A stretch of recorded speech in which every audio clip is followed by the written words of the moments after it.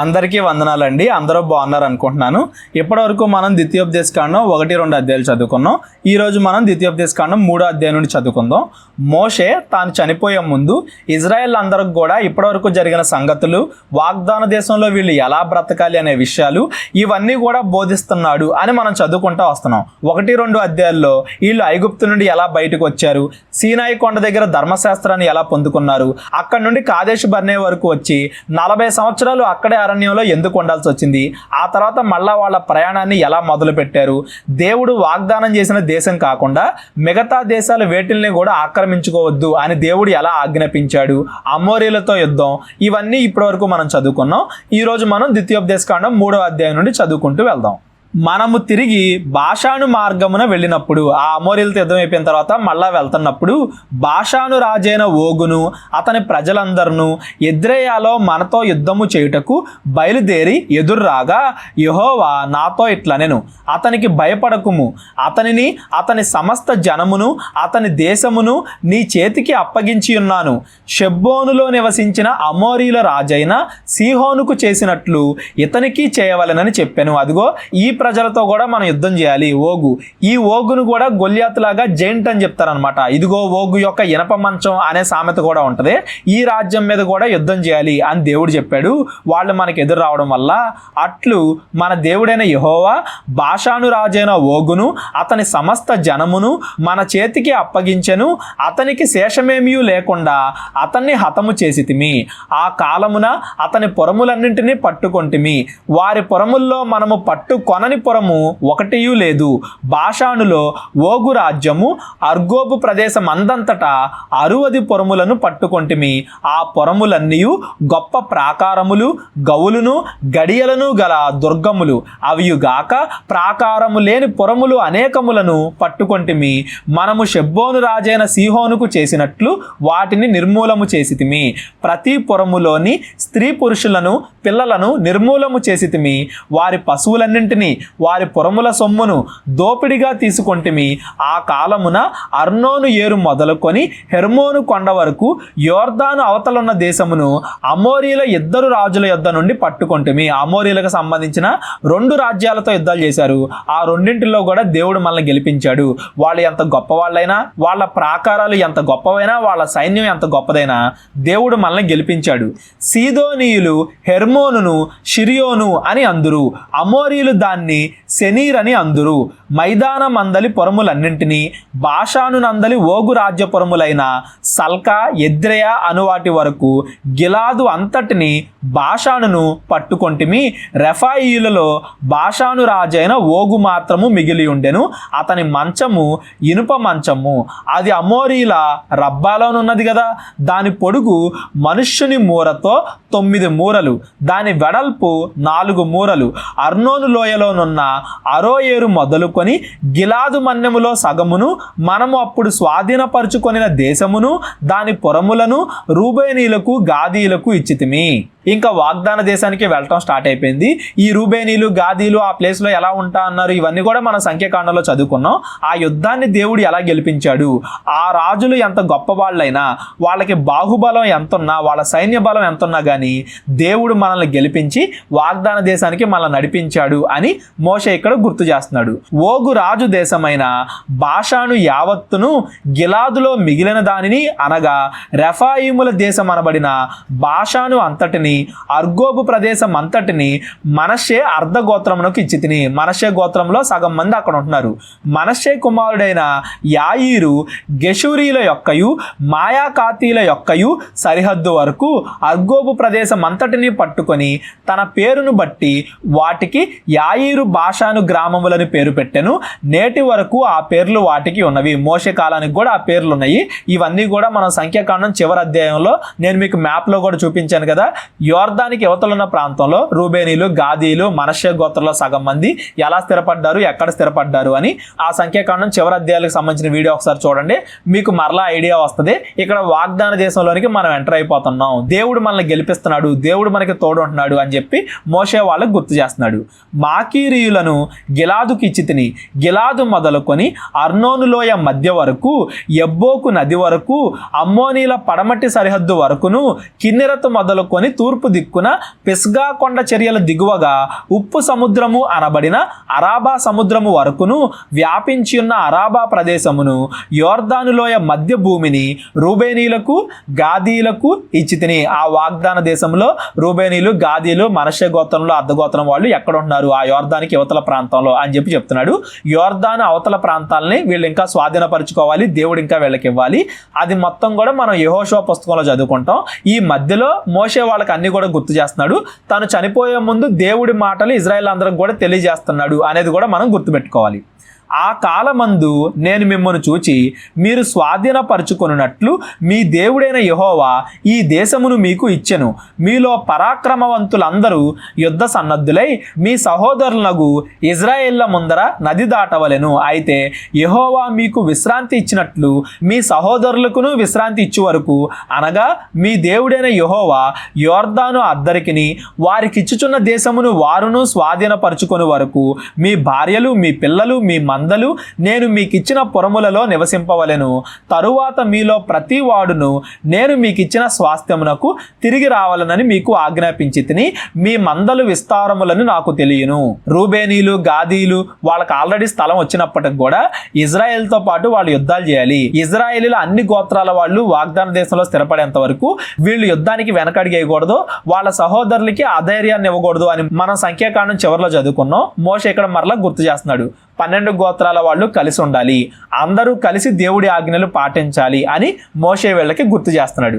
ఆ కాలమున నేను యెహోషువతో ఇట్లంటిని, మీ దేవుడైన యెహోవా ఈ ఇద్దరు రాజులకు చేసినదంతయు నీవు కన్నులారా చూచితివి కదా. నీవు వెళ్ళుచున్న రాజ్యములన్నింటికి యెహోవా అలాగునే చేయును. మీ దేవుడైన యెహోవా మీ పక్షముగా యుద్ధము చేయువాడు గనుక వారికి భయపడవద్దని ఆజ్ఞాపించి తిని. ఇదిగో నేను చనిపోయిన తర్వాత యెహోషువ మిమ్మల్ని నడిపిస్తాడు కదా. ఆ యెహోషువతో నేనేం చెప్పానంటే, యెహోషువ భయపడొద్దు, యుద్ధం చేసేది మనం కాదు దేవుడు. ఇప్పుడున్న రాజ్యాలను ఎలా అయితే జయించామో మిగతా రాజ్యాలను కూడా మనం అలాగే జయించడానికి దేవుడు మనకి సహాయం చేస్తాడు. దేవుడి మీద నమ్మకం కలిగి ఉండు అని మోషే యెహోషువాకి ట్రైనింగ్ ఇస్తున్నాడు. మోషే తర్వాత నాయకుడు యెహోషువానే అని ఇజ్రాయెల్ ప్రజలందరికీ చెప్పడం కూడా మనం సంఖ్యాకాండంలో చూసాం. ఇక్కడ మోషే ఒక మంచి నాయకుడిని తయారు చేస్తున్నాడు అని దాని అర్థం. మంచి సేవకులు తమలాంటి సేవకుల్ని, దేవుడి కోసం కష్టపడే వాళ్ళని తయారు చేయాలి, విశ్వాసులందరూ కూడా కలిసి ఉండాలి అని కూడా వాళ్ళకి బోధించాలి. మోషే ఇక్కడ అదే చేస్తున్నాడు. నెక్స్ట్, మరియు ఆ కాలమున నేను యెహోవా ప్రభువా నీ మహిమను నీ బాహుబలమును నీ దాసునికి కనుబరచ మొదలుపెట్టి ఉన్నావు. ఆకాశం అందే గాని భూమి అందే గాని నీవు చేయు క్రియలను చేయగల దేవుడెవడు? నీవు చూపు పరాక్రమమును చూపగల దేవుడెవడు? నేను అద్దరికి వెళ్ళి యోర్దాను అవతలనున్న ఈ మంచి దేశమును మంచి మన్యమును ఆ లెబనోనును చూచినట్లు దయచేయుమని నేను యెహోవాను బ్రతిమిలాడుకొనగా, ఇదిగో నేను తప్పు చేశాను, క్షమించు, నువ్వు ఇవ్వబోతున్న ఆ వాగ్దాన దేశాన్ని నేను కూడా చూస్తాను, నేను కూడా వెళ్తాను, నాకు అవకాశం ఇవ్వని చెప్పి నేను బతిమిలాడుకున్నాను దేవుణ్ణి. యెహోవా మిమ్మును బట్టి నా మీద కోపపడి నా మనవి వినకపోయెను. మరియు యెహోవా నాతో ఇట్లనెను, చాలును, ఇకను ఈ సంగతిని గురించి నాతో మాట్లాడవద్దు. నీవు ఈ యోర్దాను దాటకూడదు గాని నీవు పిస్గా కొండ ఎక్కి కన్నులెత్తి పడమటి వైపును ఉత్తర వైపును దక్షిణం వైపును తూర్పు వైపును తేరి చూచుము. యెహోషువ ఆజ్ఞ ఇచ్చి అతన్ని ధైర్యపరిచి దృఢపరచుము. అతడు ఈ ప్రజలను వెంటబెట్టుకొని నది దాటి నీవు చూడబోవు దేశమును వారిని స్వాధీనపరచుకొన చేయును. అప్పుడు మనము బేత్పయోరు ఎదుటనున్న లోయలో దిగి ఉంటిమి. నేను ఆ వాగ్దాన దేశంలో ప్రవేశించలేను కానీ దాన్ని చూడగలిగాను అని మోషే చెప్తున్నాడు. ఈ మాట ఎందుకు ఇక్కడ గుర్తు చేస్తున్నాడంటే, నేను ఎంత మంచి భక్తుడినో మీ అందరికీ తెలుసు కదా. నేను చేసిన పాపము వాగ్దాన దేశంలోనికి నేను వెళ్లకుండా నన్ను ఆపుతుంది. రేపొద్దున మీరు గనక వాగ్దాన దేశంలో తప్పు చేస్తే, పాపం చేస్తే దేవుడు మిమ్మల్ని కూడా శిక్షిస్తాడు. అంతకుముందు మంచి పనులు చేశాం కదా, ఇప్పుడు చెడ్డ పనులు చేసినా బ్యాలెన్స్ అయిపోద్ది అని మీరు అనుకోకండి. దేవుడు ప్రేమమయుడే, కరుణామయుడే, కానీ ఆయన న్యాయం కూడా అంత పర్ఫెక్ట్గా ఉంటుంది, ఆయన తీర్పు కూడా అంత పర్ఫెక్ట్గా ఉంటుంది. నేనే వాగ్దాన దేశానికి వెళ్ళలేకపోతున్నాను, మీరు వెళ్తున్న దాని యొక్క విలువని మీరు గుర్తించండి. ఒకవేళ ఒకవేళ మీరు పాపం చేస్తే దేవుడు మీ మీద కూడా తీర్పు తీసుకొస్తాడు, అందులో మాట మార్చుకునేదే లేదు అనేది మీరు అందరూ కూడా గమనించండి అని చెప్పేసి మోషే వాళ్ళందరినీ కూడా హెచ్చరిస్తున్నాడు. అలాగే యెహోషువను కూడా ప్రిపేర్ చేస్తున్నాడు, యెహోషువను కూడా సిద్ధపరుస్తున్నాడు. ఇప్పటి వరకు కూడా ఏం జరిగింది అనేది మోషే చెప్పుకుంటా వచ్చాడు. ఐగుప్తు బానిసత్వంలో నుండి విడిపింపబడిన తర్వాత ఇప్పుడున్న ప్రాంతం వరకు ఎలా వచ్చారు అనేది మోషే ఈ ద్వితీయోపదేశకాండం 1, 2, 3 అధ్యాయాలు చెప్పుకుంటా వచ్చాడు. ఈ 4 అధ్యాయంలో ఏం చెప్తున్నాడు అనేది మనం చదువుకుంటూ వెళ్దాం. కాబట్టి ఇజ్రాయేలీలారా, మీరు బ్రతికి మీ పితరుల దేవుడైన యెహోవా మీకిచ్చుచున్న దేశములోనికి పోయి స్వాధీనపరచుకొనున్నట్లు మీరు అనుసరింపవలసిన విధులను కట్టడలను నేను మీకు బోధించుచున్నాను వినుడి. ఇప్పుడు దాకా జరిగిందంతా చెప్పాడు. అక్కడికి వెళ్ళిన తర్వాత మీరు ఏ ఆజ్ఞలు పాటించాలో నేను చెప్తున్నాను, వినండి, జాగ్రత్తగా వినండి, వీటి ప్రకారంగా నడుచుకోండి అని మోషే చెప్తున్నాడు. ఆ లేవీకాండంలో, నిర్గమాకాండంలో, సంఖ్యాకాండంలో ఏవేవైతే దేవుడు ఆజ్ఞలు చెప్పాడో అవన్నీ కూడా మోషే ఇక్కడ నుండి ప్రజలకి గుర్తు చేస్తాడనమాట. మీ దేవుడైన యెహోవా ఇచ్చిన ఆజ్ఞలను మీకు ఆజ్ఞాపించుచున్నాను, వాటిని గైకొనుట యందు నేను మీకు ఆజ్ఞాపించిన మాటతో దేనిని కలపకూడదు, దానిలో నుండి దేన్ని తీసివేయకూడదు. వాక్యానికి ఏది కలపకూడదో ఏది కూడా తీసివేయకూడదు. బయల్పలోరు విషయముల్లో యెహోవా చేసిన దాన్ని గురించి మీరు కన్నులారా చూచితురు కదా. ఆ మోయాబు స్త్రీలు వీళ్ళని వ్యభిచారంలో పడేసి విగ్రహారాధనకి వీళ్ళని ఎలా అలవాటు చేశారు, ఆ టైంలో దేవుడు వీళ్ళ మీద ఎలా కోపడ్డాడు, ఆ విగ్రహారాధన వ్యభిచారం చేసిన వాళ్ళందరూ ఎలా చనిపోయారు, ఇవన్నీ కూడా మనం మిద్యానీలతో యుద్ధం అప్పుడు సంఖ్యాకాండంలో చదువుకున్నాం. ఆ బయల్పలోరు వెంట వెళ్ళిన ప్రతి మనుష్యుణ్ణి నీ దేవుడైన యెహోవా మీ మధ్యను ఉండకుండా నాశనము చేసెను. మీ దేవుడైన యెహోవాను హత్తుకొనిన మీరందరూ నేటి వరకు సజీవులై ఉన్నారు. ఆ కాలంలో ఎవరైతే తప్పు చేశారో వాళ్ళందరూ నశించిపోయారు. కాబట్టి రేపొద్దున వాగ్దాన దేశంలో మీరు విగ్రహారాధన చేయకండి, ఒకవేళ విగ్రహారాధన చేస్తే మీరు కూడా నశిస్తారు అని చెప్పి మొట్టమొదటగా మోషే వాళ్ళకి గుర్తు చేస్తున్నాడు. నా దేవుడైన యెహోవా నాకు ఆజ్ఞాపించినట్లు మీరు స్వాధీనపరచుకొనబోవు దేశమున మీరు ఆచరింపవలసిన కట్టడలను విధులను మీకు నేర్పితిని. మీకు అంతకు ముందు చెప్పాను, ఇప్పుడు కూడా చెప్తానే ఉన్నాను, ఆజ్ఞలు మీకు నేర్పుతున్నాను. ఈ కట్టడలన్నింటినీ మీరు గైకొని అనుసరింపవలెను. వాటిని గూర్చి విను జనముల దృష్టికి అదే మీకు జ్ఞానము, అదే మీకు వివేకము. వారు చూసి నిశ్చయముగా ఈ గొప్ప జనము జ్ఞాన వివేచనలు గల జనమని చెప్పుకొందురు. మీరు దేవుడి మాటలను కరెక్ట్గా ఫాలో అయితే అదే మీకు జ్ఞానం. చూసిన వాళ్ళందరూ కూడా ఈ గొప్ప జనానికి ఎంత జ్ఞానం ఉందో అనుకుంటారు, జనాలు మీ గురించి అలా చెప్పుకుంటారు. దేవుడి మాటల్ని భయభక్తులతో మనం పాటించడమే జ్ఞానం. ఒక మనిషి బాగా జ్ఞానం కలిగిన వాడు అంటే దేవుడి మాటలను అతడు పాటిస్తున్నాడు అని దాని అర్థం. అంతేగాని లోక జ్ఞానాన్ని జ్ఞానం అనుకోకండి. దేవుడి మాటల్ని, కొత్త నిబంధనలో దేవుడు ఏవైతే మనకు ఆజ్ఞాపించాడో అవన్నీ కూడా మనం పాటించడమే దేవుడి జ్ఞానం. బైబిల్ నేను బోధిస్తున్నాను కాబట్టి నేను జ్ఞానవంతుడిని కాదు, ఆ బోధించిన వాటి ప్రకారంగా నేను బ్రతికితే అప్పుడు నేను జ్ఞానవంతుణ్ణి. ఏలయనగా మనము ఆయనకు మొరపెట్టినప్పుడెల్లా మన దేవుడైన యెహోవా మనకు సమీపముగా ఉండునట్టు మరి ఏ గొప్ప జనమునకు దేవుడు సమీపముగా ఉన్నాడు? మన దగ్గరికి వచ్చినంతగా దేవుడు ఇంకా ఏ జనం దగ్గరికి వెళ్ళలేదు. మన మధ్యకు వచ్చి నివసిస్తున్నాడు ఆయన ప్రత్యక్ష గుడారంగా. మరి ఆయన మనకు అంత అర్హత ఇచ్చినప్పుడు మనం కూడా ఆయన ఇచ్చిన ఆజ్ఞల ప్రకారంగా బ్రతకాలి కదా అని చెప్తున్నాడు మోషే. మరియు నేడు నేను మీకు అప్పగించుచున్న ఈ ధర్మశాస్త్రం అంతటిలోనున్న కట్టడలను నీతి విధులను గల గొప్ప జనమేది? ఇంత గొప్ప ధర్మశాస్త్రం, ఇంత గొప్ప నీతి విధులు ఏ జనానికి ఉన్నాయి, ఏ రాజ్యానికి ఉన్నాయి? అయితే నీవు జాగ్రత్త పడము. దేవుడు ఆజ్ఞలు ఇవ్వడం గొప్ప కాదు, వాటి ప్రకారంగా మీరు పాటిస్తే అప్పుడు దేవుడు మిమ్మల్ని గొప్ప చేస్తాడు. జాగ్రత్త పడండి. నీవు కన్నులారా చూచిన వాటిని మరువక ఉండునట్లు అవి నీ జీవిత కాలమంతయు నీ హృదయములో నుండి తొలగిపోకుండా ఉండునట్లు నీ మనస్సును బహుజాగ్రత్తగా కాపాడుకొనుము. దేవుడి మాటలకి వ్యతిరేకంగా వెళ్లకుండా బహుజాగ్రత్త పడండి. జాగ్రత్త కూడా కాదు, బహుజాగ్రత్త పడండి. నీ కుమారుల కుమారులకును వాటిని నేర్పి నీవు హోరేబులో నీ దేవుడైన యెహోవా సన్నిధిని నిలిచి ఉండగా యెహోవా నా యొద్దకు ప్రజలను చేర్చుము, వారు ఆ దేశం మీద బ్రతుకు దినములన్నీయు నాకు భయపడ నేర్చుకొని తమ పిల్లలకు నేర్పునట్లు వారికి నా మాటలను వినిపించదనని ఆయన నాతో చెప్పిన దినము గూర్చి వారికి తెలుపుము. దేవుడు చెప్పాడు ఈ ఆజ్ఞలన్నీ కూడా నాకు కేవలం మీ తరానికి మాత్రమే కాదు, రేపొద్దున మీ పిల్లలు మీ పిల్లల పిల్లలకు కూడా మీరు ఇవన్నీ ఇవన్నీ కూడా బోధించాలి. దేవుడు అలా మీ తరతరాలకే కూడా నిలిచిపోయేలాగా కూడా గొప్ప ఆజ్ఞలు ఇచ్చాడు. అప్పుడు మీరు సమీపించి ఆ కొండ దిగువ నిలిచితిరి. చీకటియు మేఘమును గాఢాంధకారమును కమ్మి ఆ కొండ ఆకాశము వరకు అగ్నితో మండుచూ ఉండగా యెహోవా అగ్ని మధ్య నుండి మీతో మాటలాడెను. మాటల ధ్వని మీరు వింటిరి గాని ఏ స్వరూపమును మీరు చూడలేదు, స్వరము మాత్రమే వింటిరి. దేవుడి యొక్క ప్రత్యక్షతని, దేవుడి యొక్క గొప్పతనాన్ని ఆ రోజు మీరు చూశారు కదా, గుర్తు తెచ్చుకోండి. మరియు మీరు చేయవలనని ఆయన విధించిన నిబంధనను అనగా 10 ఆజ్ఞలను మీకు తెలియజేసి 2 రాతి పలకల మీద వాటిని రాసెను. అప్పుడు మీరు నది దాటి స్వాధీనపరుచుకొనబోవు దేశములో మీరు అనుసరించవలసిన కట్టడలను విధులను మీకు నేర్పవలెనని యెహోవా నాకు ఆజ్ఞాపించెను. ఆ 10 ఆజ్ఞలు మెయిన్. ఆ 10 ఆజ్ఞలనే పునాదిగా చేసుకుని ఇంకా అనేక ఆజ్ఞలు దేవుడు నాకు చెప్పాడు. అవన్నీ కూడా మీరు పాటించాలి, మీ తరతరాలు కూడా పాటించాలి.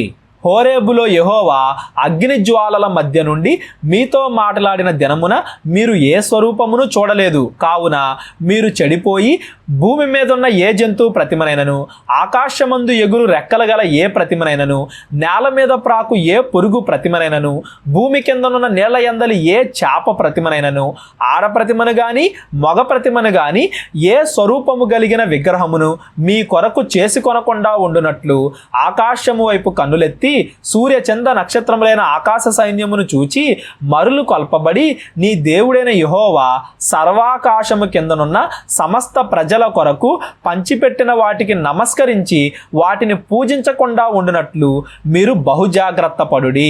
విగ్రహాలకి, విగ్రహారాధనకి దూరంగా ఉండండి. దేన్ని కూడా పూజించకండి. సర్వశక్తిమంతుడైన దేవుడికి విగ్రహాలు చేసుకోకండి. విగ్రహాలు చేయడం వల్ల దేవుడి యొక్క శక్తి, దేవుడి యొక్క లక్షణాలు మీకు తెలియవు. ప్రకృతిలో ఉన్నదాన్ని పూజించకండి. ప్రకృతిని చేసింది దేవుడే. ఆ ప్రకృతితో ఇంకొక రూపాన్ని మీరు చేయకండి. దేవుడి రూపం మీకు ఎందుకు చూపించలేదంటే దేవుడు ఆ రోజు దేవుడు ఆత్మ కాబట్టి, ఆయనకు ఒక రూపం అంటూ లేదు కాబట్టి. దేవుణ్ణి ఆరాధించడము అంటే ఆయన చెప్పిన ఆజ్ఞల ప్రకారంగా బ్రతకడమే అనేది మీరు గుర్తుపెట్టుకోండి. ఈ రోజు కూడా మనం దేవుణ్ణి ఆరాధిస్తున్నాము అంటే ఏదో ఒక విగ్రహం దగ్గరికి వెళ్ళి దండం పెట్టుకుని ప్రేయర్ చేసుకుని వచ్చేస్తే అది ఆరాధన కాదండి. దేవుడు చెప్పిన ఆజ్ఞల ప్రకారంగా మనం బ్రతకడమే దేవుణ్ణి ఆరాధించడం. దేవుడు ఏ స్వరూపాన్ని ఎప్పుడు ఎవరికి ఎందుకు చూపించలేదంటే దేవుడి స్వరూపం కాదు, ఆయన ఆత్మ. ఆయనకు ఒక స్వరూపం అంటూ ఏముండదు. ఆయన శక్తి, మగ ఆడ జంతువు పక్షి సూర్యుడు చంద్రుడు అన్నట్టుగా ఆయనకు ఒక రూపాన్ని పెట్టకండి. ఆయనకి శరీరాన్ని అతికించకండి. దేవుడు ఆత్మ. ఆయన్ని ఆరాధించడము అంటే ఆయన ఇచ్చిన ఆజ్ఞల ప్రకారంగా నడుచుకోవడమే అనేది మీరు గుర్తుపెట్టుకోండి. అందుకే దేవుడు ఏ స్వరూపాన్ని మీకు చూపించలేదు. కాబట్టి ఈరోజు ఏ స్వరూపము చేసుకోకండి. యేసుక్రీస్తు గురించి అయినా అంతే. యేసుక్రీస్తు విగ్రహం దగ్గరికి వెళ్ళి ప్రార్థన చేసుకుంటే అయిపోద్ది అనుకోకండి. ఆయన చెప్పిన మాటలు మనం తెలుసుకోవాలి. ఆ మాటల ప్రకారంగా మనం బ్రతకాలి. అది దేవుణ్ణి ఆరాధించడం అంటే, దేవుణ్ణి తెలుసుకోవడం అంటే. క్రైస్తవ విగ్రహాలేనండి అనుకోకండి. విగ్రహాలను పూజించకూడదు. ఆజ్ఞలు ఇంపార్టెంట్, మాటలు ఇంపార్టెంట్. ఆ మాటలే మన పరలోకానికి నడిపిస్తాయి. విగ్రహాలను ఆరాధించకూడదు. ఇది దేవుడు ముందధ్యాయంలోనే చెప్పాడు. ఇక్కడ కూడా మరలా ఒకసారి గుర్తు చేస్తున్నాడు. యెహోవా మిమ్మును చేపట్టి నేడున్నట్లు మీరు తనకు స్వకీయ జనముగా ఉండుటకై ఐగుప్తు దేశములో నుండి ఆ ఇనప కొలిమిలో నుండి మిమ్మల్ని రప్పించెను. మరియు యెహోవా మిమ్మల్ని బట్టి నా మీద కోపపడి నేను ఈ యొర్దాను దాటకూడదనియు నీ దేవుడైన యెహోవా స్వాస్థ్యముగా నీకిచ్చుచున్న ఈ మంచి దేశములో ప్రవేశింపకూడదనియు ప్రమాణము చేసెను. మీ వల్ల నేను కూడా పాపంలో పడిపోయాను. నేను కూడా వాగ్దాన దేశంలోనికి వెళ్ళలేకపోతున్నాను. మీరు పాపం చేయొద్దు. మీ వల్ల రేపొద్దున మీ నాయకుడు యెహోషువ కూడా పాపంలో పడిపోకుండా యెహోషువ మాట వినండి. మీ వల్ల మీ నాయకులు పాపం చేసేలాగా వాళ్ళకి చిరాకు తెప్పించొద్దు, వాళ్ళ మీద సనగొద్దు, వాక్య ప్రకారంగా నడుచుకోండి అని చెప్పి మోషే ఇక్కడ చెప్తున్నాడు. కావున నేను ఈ యొర్దాను దాటకుండా ఈ దేశములోనే చనిపోవుదును. మీరు దాటి ఆ మంచి దేశమును స్వాధీనపరుచుకొనెదరు. మీ దేవుడైన యెహోవా మీకు ఏర్పరిచిన నిబంధన మరిచి మీ దేవుడైన యెహోవా నీకు ఆజ్ఞాపించినట్లు ఏ స్వరూపము కలిగిన విగ్రహమునైనను చేసుకొనకుండునట్లు మీరు జాగ్రత్త పడవలెను. ఏలయనగా నీ దేవుడైన యెహోవా దహించు అగ్నియు రోషము గల దేవుడై ఉన్నాడు. దహించు అగ్ని అంటే పాపం చేసిన వాళ్ళపైన దేవుడి తీర్పు అలా ఉంటది. రోషము గల దేవుడు అంటున్నాడు చూడండి. అంటే దేవుడు చెప్పిన మాటపై నిలబడతాడు. నేను ఎలాగో రాలేకపోతున్నాను, మీరు వెళ్ళిన తర్వాత పాపంలో పడిపోకండి, ఆ అర్హతను కోల్పోకండి, జాగ్రత్తగా నడుచుకోండి, దేవుడిచ్చిన ఆజ్ఞలను జాగ్రత్తగా పాటించండి. దేవుడు దహించు అగ్ని, రోష రోషము గల దేవుడు అనేది గుర్తుపెట్టుకోండి. అంటే దేవుడు తప్పు చేసినప్పుడు తీర్పు తీరుస్తాడు అనేది మాత్రం మర్చిపోకండి. వదిలేస్తాడులే, ఊరికే లైట్ తీసుకుంటాడులే అని దేవుడిని తక్కువ అంచనా వేయకండి అని చెప్తున్నాడు. మీ పిల్లలను పిల్లల పిల్లలను కని ఆ దేశమందు బహుకాలము నివసించిన తరువాత మిమ్మును మీరు పాడు చేసుకొని ఏ స్వరూపము కలిగిన విగ్రహమునైనను చేసి నీ దేవుడైన యెహోవాకు కోపము పుట్టించి ఆయన కన్నుల ఎదుట కీడు చేసిన ఎడల మీరు యోర్దాను నది దాటి స్వాధీనపరుచుకొనబోవు దేశములో ఉండకుండా త్వరలోనే బొత్తిగా నశించిపోవుదురు అని భూమి ఆకాశములను మీ మీద సాక్ష్యములుగా ఉంచుచున్నాను.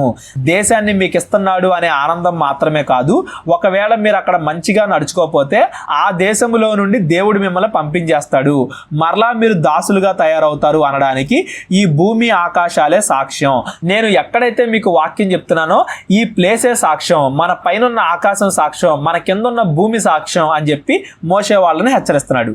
ఆ దేశమందు బహుదినములు ఉండకుండా బొత్తిగా నశించిపోయేదరు మరియు యెహోవా జనులలో మిమ్మును చెదరగొట్టును.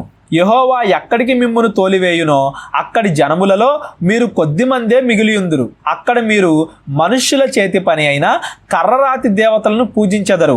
అవి చూడవు, వినవు, తినవు, వాసన చూడవు. అయితే అక్కడి నుండి మీ దేవుడైన యెహోవాను మీరు వెదికిన ఎడల మీ పూర్ణ హృదయముతో నీ పూర్ణ ఆత్మతో వెదుకునప్పుడు ఆయన నీకు ప్రత్యక్షమగును. మోషే మొత్తం చెప్తున్నాడు చూడండి, ఫ్యూచర్ అంతా. ఒకవేళ అసలు ఫస్ట్ మీరు పాపం చేయొద్దు, ఒకవేళ పాపము చేసేస్తే అక్కడ ఇంకా పాపంలో పడిపోకుండా వెనక్కి తిరగండి, దేవుణ్ణి చూడండి. అప్పుడు మీరు దేవుణ్ణి వెతికితే దేవుడు మరలా మీ మీద కరుణిస్తాడు, మిమ్మల్ని రక్షిస్తాడు అని కూడా చెప్తున్నాడు. ఈ కాలంలో కూడా అసలు ఫస్ట్ మనం పాపం చేయకూడదు. దేవుడి దగ్గరికి వచ్చిన తర్వాత చాలా జాగ్రత్తగా ఉండాలి. ఎందుకంటే దేవుణ్ణి తెలుసుకున్న తర్వాత కూడా పాపం చేస్తే దేవుడి తీర్పు మన పైన ఇంకా ఎక్కువగా ఉంటుంది. దేవుడు దహించు అగ్ని, రోషము గల దేవుడు అని మనం మర్చిపోకూడదు. ఒకవేళ పాపం చేసాం, ఎలాగో దేవుడి శిక్షను అనుభవిస్తున్నాం, ఇప్పుడన్నా ఏం చేయాలి? మరలా తిరిగి దేవుడి వైపు చూడాలి, దేవుడి దగ్గరికి రావాలి, పశ్చాత్తాపడాలి. అలా కాకుండా ఇంకా ఇంకా పాపంలో పడిపోకూడదు అని మోషే ఇక్కడ చెప్తున్నాడు. ఈ సంగతులన్నీ నీకు సంభవించిన తరువాత నీకు బాధ కలుగునప్పుడు అంత్య దినములలో నీవు నీ దేవుడైన యెహోవా వైపు తిరిగి ఆయన మాట వినిన ఎడల నీ దేవుడైన యెహోవా కనికరము గల దేవుడు గనుక నిన్ను చెయ్యి విడువడు, నిన్ను నాశనము చేయుడు. తాను నీ పితరులతో ప్రమాణము చేసిన నిబంధనను మరిచిపోడు. దేవుడు భూమి మీద నరుని సృజించిన దినము మొదలుకొని నీకంటే ముందుగా నుండిన మునుపటి దినములలో ఆకాశము యొక్క ఈ దిక్కు నుండి ఆకాశము యొక్క ఆ దిక్కు వరకు ఇట్టి గొప్ప కార్యము జరిగినా, దీని వంటి వార్త వినబడినా అని నీవు అడుగుము. దేవుడు ఇప్పుడు మిమ్మల్ని నడిపించుకున్నట్టుగా ఇంకెప్పుడైనా ఇన్ని అద్భుత కార్యాలు ఏ జనాంగంలో అయినా చేశాడా? అంత గొప్పగా దేవుడు మనల్ని ప్రేమిస్తున్నాడు. దేవుడు తాను ప్రమాణం చేసిన నిబంధనను మర్చిపోడు. కాబట్టి మీరు మంచిగా ఉండండి. ఒకవేళ తప్పు చేస్తే పశ్చాత్తాపడండి. పైనేమో దేవుడు దహించు అగ్ని, రోషము గల దేవుడు అన్నాడు, ఇక్కడేమో కనికరము గల దేవుడు అన్నాడు. చూడండి, దేవుడిలో రెండు లక్షణాలు ఉన్నాయి. దేవుడు మనం పాపం చేస్తే మనల్ని శిక్షిస్తాడు, మనం పశ్చాత్తాపడితే కనికరం చూపించి మరలా క్షమిస్తాడు, మన జీవితంలో మంచి కార్యాలు చేస్తాడు. దేవుడికి రోషము ఉంది, దేవుడు అగ్ని, అలాగే దేవుడు కనికరం గల దేవుడు. మనం దేవుడి దగ్గర నుండి ఏది పొందుకుంటున్నాం? ఆయన ఉగ్రతను పొందుకుంటున్నామా, ఆయన ప్రేమని కనికరాన్ని పొందుకుంటున్నామా అనేది మన యొక్క హృదయాన్ని బట్టి ఉంటుంది. మనం పాపం చేస్తే ఆయన ఉగ్రతను పొందుకుంటాం, మనం పశ్చాత్తాపడి దేవుడి దగ్గరికి వస్తే ఆయన కనికరాన్ని కృపని పొందుకుంటాం. దేవుడు మీకు చేసిన మేలులు మర్చిపోకండి. నీ దేవుని స్వరము అగ్ని మధ్య నుండి మాటలాడుట వినినట్లు మరి ఏ జనమైనను విని బ్రతికెనా? దేవుడు మనతో మాట్లాడాడు కదా, ఇంకా ఏ జనాంగంతో అయినా అలా మాట్లాడా? మీ దేవుడైన యెహోవా ఐగుప్తులో మీ కన్నుల ఎదుట చేసిన వాటన్నింటి చొప్పున ఏ దేవుడైనను శోధనలతోనూ సూచక్రియలతోనూ మహత్కార్యములతోనూ యుద్ధముతోనూ బాహుబలముతోనూ చాచిన చేతితోనూ మహాభయంకరమైన కార్యములతోనూ ఎప్పుడైనను వచ్చి ఒక జనములో నుండి తన కొరకు ఒక జనమును తీసుకొనే యత్నము చేసెనా? మిమ్మల్ని కాపాడడానికి దేవుడు ఎన్ని కార్యాలు చేశాడో అలాంటిది ఇంకో జనం దగ్గర ఎప్పుడైనా జరిగిందా? మనం దేవుడికి కృతజ్ఞత కలిగి ఉండాలి. మనం ఎన్ని పాపాలు చేసినా దేవుడు మనల్ని రక్షిస్తానే ఉన్నాడు. ఆ అర్హతను మీరు కాపాడుకోండి అని చెప్పి దేవుడు ఇజ్రాయేలుకి చెప్తున్నాడు. ఈ మాటలు ఈరోజు మనకు కూడా అప్లై అవుతాయి. దేవుడు మనల్ని ఎంతగా దీవించాడు, పాపంలో ఉన్న మనల్ని క్షమించి పరిశుద్ధ దగ్గరికి తీసుకొచ్చాడు. ఈ అర్హతను మనం పోగొట్టుకోకూడదు, దేవుడిచ్చిందని మనం మర్చిపోకూడదు. అయితే యెహోవా దేవుడనియు ఆయన తప్ప మరి ఎవడునూ లేడు అనియు నీవు తెలుసుకొనున్నట్లు అది నీకు చూపబడెను. లోకంలో ఎంతమంది దేవుళ్ళు దేవతల పేర్లున్నా కానీ అవన్నీ కేవలము విగ్రహాలు. వాటిల్లో ఏది కూడా శక్తి ఉండదు. అవి కన్నులుండి చూడవు, చెవులుండి వినయో, ముక్కుండి వాసన చూడవు, నోరుండి మాట్లాడవు. ఇవన్నీ కూడా మోషే పైన చెప్పాడు కదా. దేవుడు ఒక్కడే దేవుడు, మిగిలిన అన్ని కూడా విగ్రహాలు. మిగిలిన దేవుళ్ళ కన్నా దేవుడు శక్తిమంతుడు కాదు. అసలు మిగిలిన దేవుళ్ళు లేవు. మనల్ని మనం భ్రమపరచుకోకూడదు. ఒక్కడే దేవుడు. ఆయన వదిలిపెట్టి ఆయన సృష్టించిన ఈ సృష్టిని మనం పూజించకూడదు. ఈ సృష్టిలో ఉన్న మట్టితో ఇంకో విగ్రహాన్ని చేసుకోకూడదు అని చెప్పి మోషే ఇక్కడ చెప్తున్నాడు. నీకు బోధించుటకు ఆయన ఆకాశము నుండి తన స్వరము నీకు వినిపించెను. భూమి మీద తన గొప్ప అగ్నిని నీకు చూపినప్పుడు ఆ అగ్ని మధ్య నుండి ఆయన మాటలను నీవు వింటివి. ఆయన నీ పితరులను ప్రేమించెను గనుక వారి తరువాత వారి సంతానమును ఏర్పరచుకొనెను. ఇదిగో అబ్రహాం, ఇస్సాకు, యాకోబులను చూడండి. వాళ్ళు ఎంత విశ్వాసం కలిగి ఉన్నారో వాళ్ళ విశ్వాసాన్ని బట్టి ఈరోజు మనం రక్షింపబడ్డాం. వాళ్ళని ప్రేమించాడు కాబట్టి దేవుడు మనల్ని ఈరోజు ఆయన రక్షించి మనకు ఒక కొత్త దేశాన్ని ఇచ్చాడు. నీకంటే బలమైన గొప్ప జనమును నీ ముందర నుండి వెళ్ళగొట్టి నిన్ను ప్రవేశపెట్టి ఆయన నేడు చేయుచున్నట్లు వారి దేశమును నీకు స్వాస్థ్యముగా ఇచ్చుటకై నీకు తోడుగా నుండి ఐగుప్తులో నుండి మహాబలము చేత నిన్ను వెలుపలికి రప్పించెను. ఇజ్రాయేల్ కన్నా గొప్ప గొప్ప రాజ్యాలని ఇజ్రాయేల్ జయించగలిగారు అంటే దేవుడే కారణం. ఐగుప్తు గొప్ప రాజ్యం. మిద్యానీయులు, అమ్మోనీయులు, ఇప్పుడు వెళ్ళబోతున్న కనానీయులు, వీళ్ళందరూ ఇజ్రాయేల్ కన్నా గొప్ప వాళ్లే. అయినప్పటికీ దేవుడు ఇజ్రాయేల్కి తోడుండి వాళ్ళందరినీ కూడా వీళ్ళు ఓడించేలా చేశాడు. కాబట్టి పైనున్న ఆకాశమందును కిందనున్న భూమి అందును యెహోవాయే దేవుడనియు మరొక దేవుడు లేడు అనియు నీవు ఎరిగి జ్ఞాపకమునకు తెచ్చుకొనుము. ఒక్కడే దేవుడు, ఇంకొక దేవుడు లేడు అని జ్ఞాపకం తెచ్చుకో. వేరే దేవుళ్ళు కూడా ఉన్నారు. ఆ దేవుడి కంటే మా దేవుడు శక్తిమంతుడు, అది కూడా కాదు. అసలు యెహోవా ఒక్కడే దేవుడు, ఇంకొక దేవుడు లేడు అని నువ్వు గుర్తుపెట్టుకో. మరియు నీకును నీ తరువాత నీ సంతానమునకును వారికి క్షేమము కలుగుటకై నీ దేవుడైన యెహోవా సర్వకాలము నీకిచ్చుచున్న దేశములో నీవు దీర్ఘాయుష్మంతుడు అగునట్లు నేడు నేను నీకు ఆజ్ఞాపించి ఈ కట్టడలను ఆజ్ఞలను నీవు గైకొనవలెను. దేవుడి మాటలు అంతరించిపోయాయి కాదు, మీ తరతరాలకి. ఎంతకాలం ఇజ్రాయేలు వాగ్దాన దేశంలో ఉంటే అంతకాలం కూడా ఈ ఆజ్ఞలు పాటించాలి. అంతకు ముందు ఒకడు పగబట్టక పరాకున తన పొరుగువాణ్ణి చంపిన ఎడల చంపినవాడు పారిపోవుటకు మోషే తూర్పు దిక్కున యోర్దానుకు యువతల 3 పురములను వేరుపరిచెను. అట్టివాడు ఎవడైనను ఆ పురముల్లోని దేనిలోనైనను పారిపోయి బ్రతుకును. అవేవనగా రూబేనీలకు మైదాన దేశారణ్యమందలి బేసెరును, గాదీయులకు గిలాదులోనున్న రామోతును, మనష్షేయులకు బాషానులో ఉన్న గోలాను అనునవే. ఈ గోలాను, రామోతు, బేసెను అనే 3 ప్రాంతాలు ఏర్పాటు చేశాడు.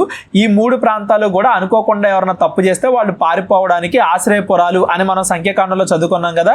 మోషే ఇక్కడ అవన్నీ కూడా స్టార్ట్ చేశాడు. ఎందుకు ఇది ఇక్కడ చెప్పాడు అంటే, దేవుడి ఆజ్ఞలను నేను అక్కడికి వెళ్ళాక పాటిస్తాను, ఇక్కడికి వెళ్ళాక పాటిస్తాను, రేపొద్దున పాటిస్తాను, ఎల్లుండి పాటిస్తాను, వచ్చే సంవత్సరం పాటిస్తానని పోస్ట్ పోన్ చేయకూడదు. ఇప్పటి నుండే మనం దేవుడి ఆజ్ఞలు పాటిస్తూ వెళ్ళాలి. రేపొద్దున వాటిని మనం ఇంకా ఎక్కువగా పాటించాలి. అంతేగాని రేపొద్దున నేను బాప్తిసం తీసుకుంటాను కాబట్టి ఈ రోజు నేను పాపం చేస్తాను, రేపొద్దున నేను బలారాధన తీసుకుంటాను కాబట్టి ఈ రోజు నేను పాపం చేస్తాను, ఇలాంటి ఆలోచనలు మనకి రాకూడదు. ఈ రోజు నుండే, ఇప్పటి నుండే మనం దేవుడి ఆజ్ఞలను పాటిస్తే వెళ్ళాలి. రేపొద్దున ఇంకా ఎక్కువగా ఫాలో అవ్వాలి. వాగ్దాన దేశానికి వెళ్ళిన తర్వాత మేము పాటిస్తాము అన్నట్టుగా కాకుండా, పూర్తిగా ఆ వాగ్దాన దేశం మొత్తాన్ని స్వాధీనపరచుకున్న తర్వాత మేము పాటిస్తాము అన్నట్టుగా కాకుండా, ఎప్పటి నుండే వాళ్ళకి దేవుడి ఆజ్ఞలను పాటించడం మోషే నేర్పిస్తున్నాడు అని దాని అర్థం. మోషే ఇజ్రాయేల్కి ఇచ్చిన ధర్మశాస్త్రము ఇది. ఇజ్రాయేలీలు ఐగుప్తు నుండి వెలుపలికి వచ్చుచుండగా యోర్దాను యువతల బేత్పయోరు ఎదుటి లోయలో షెబ్బోనులో నివసించిన అమోరీల రాజైన సీహోను దేశమందు మోషే ఇజ్రాయేలుకు నియమించిన శాసనములు, కట్టడలు, న్యాయ విధులు ఇవి. ఇవన్నీ కూడా మోషే అక్కడుండి వాళ్ళకి బోధిస్తున్నాడు. మోషేయు ఇజ్రాయేలును ఐగుప్తులో నుండి వచ్చుచు ఆ సీహోనును హతము చేసి అతని దేశమును యోర్దాను యువతల ఉదయ దిక్కుననున్న బాషాను రాజైన ఓగు యొక్క దేశమును అర్నోను ఎదుటి దరినున్న అరోయేరు మొదలుకొని హెర్మోనను సీయోను కొండ వరకు ఉన్న అమోరీల 2 రాజుల దేశమును పిస్గా ఈటలకు దిగువగా అరాబా సముద్రము వరకు తూర్పు దిక్కున యోర్దానుకు యువతల అరాబా ప్రదేశం అంతటా స్వాధీనపరుచుకొనిరి. మోషే ఈ మాటలు చెప్పేసరికి ఇజ్రాయేల్ పరిస్థితి ఎలా ఉంది, వాళ్ళు ఏ ఏ యుద్ధాలు గెలిచారు, ఎక్కడెక్కడ ప్రదేశాలు గెలుచుకున్నారు, ఆ రూబేనీలు, గాదీలు, మనష్షే గోత్రంలో సగం మంది ఎక్కడ నివసిస్తున్నారు, అక్కడ మోషే వీళ్ళకి ఏమేం బోధిస్తున్నాడు అని చెప్పుకుంటూ వచ్చాడు. ద్వితీయోపదేశకాండం 5వ అధ్యాయం నుండి మనం రేపొద్దున చదువుకుందాం. రేపటి నుండి మోషే వీళ్ళకి అనేక ఆజ్ఞలు బోధిస్తాడు. ఆ లేవీకాండం, సంఖ్యాకాండం, నిర్గమకాండం, అక్కడ చదువుకున్న ఆజ్ఞలన్నీ కూడా ఒక ఆర్డర్లో మోషే వీళ్ళకి బోధించుకుంటూ వెళ్తాడు. ఈ 1వ అధ్యాయం నుండి 4వ అధ్యాయం వరకు కూడా ద్వితీయోపదేశ కాండానికి ఇంట్రడక్షన్. వాళ్ళు ఐగుప్తుల నుండి ఎలా బయటకు వచ్చారు, దేవుడు వాళ్ళకి ఎలా తోడున్నాడు, దేవుడి ఆజ్ఞలను ఎంత శ్రద్ధతో పాటించాలి, వాగ్దాన దేశం ఇస్తున్నాడు కాబట్టి ఆ అర్హతని ఎలా నిలబెట్టుకోవాలి, తప్పు చేస్తే దేవుడు శిక్షిస్తాడు అన్న భయం ఉండాలి, పశ్చాత్తాపడితే దేవుడు క్షమిస్తాడు, కనికరం గల దేవుడు అనే నమ్మకం ఉండాలి, దేవుడి ఆజ్ఞల ప్రకారంగా పాటించాలి. ఇవన్నీ కూడా ఈ 3వ అధ్యాయం 4వ అధ్యాయంలో మోషే గారు మనకు నేర్పిస్తున్నారు. 5వ అధ్యాయం నుండి రేపొద్దున మనం చదువుకుందాం. అందరికీ వందనాలు. దేవుడు మిమ్మల్ని అందరినీ కూడా దీవించి ఆశీర్వదించును గాక. మా పరిచర్య కోసం ప్రార్థించండి. అందరికీ వందనాలు. అందరికీ వందనాలండి. కేవలం 30 వీడియోస్లో బైబిల్ నేర్చుకోండి అనే ఎంతో విలువైన ఈ కోర్స్ జస్ట్ ₹1 మీకు కావాలి అంటే మీ పేరు, మీ ఊరు ఈ నెంబర్కి వాట్సాప్ చేయండి. ఈ కోర్సులో ఏ విషయాలు ఉంటాయో ముందుగానే తెలుసుకోవడానికి ఈ వీడియో పాస్ చేసి టాపిక్స్ అన్నీ చదువుకోండి.